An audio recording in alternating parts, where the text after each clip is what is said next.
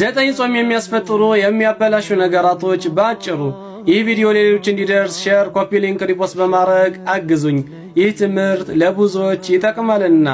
አንደኛ የግብረ ሥጋ ግንኙነት መፈጸም፣ ሁለተኛ የዘር ፈሳሽን ሆን ብሎ ማስወጣት፣ ሶስተኛ መብላትና መጠጣት፣ አራተኛ በአፍ መድኃኒት መዋጥ፣ አምስተኛ ሲጋራና መሰል ነገሮችን ማጨስ፣ ስድስተኛ የወር አበባና የወሊድ ደም መምጣት፣ 7 ምግብን የሚተኩ ነገሮችን በሕክምና መንገዶች መውሰድ፣ 8ኛ ደም መውሰድ ወይም ከሌላ አካል መቀበል፣ 9ኛ ጾምን የማቋረጥ ቁርጠኛ ውሳኔ ላይ መድረስ ባይበላም ባይጠጣም።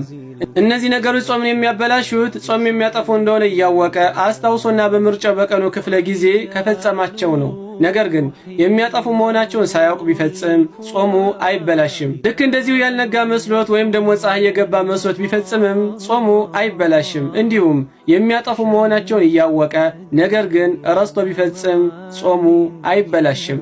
እንዲሁም የሚያጠፉ መሆናቸውን እያወቀ ግን ተገዶ ቢፈጽም ጾሙ አይበላሽም።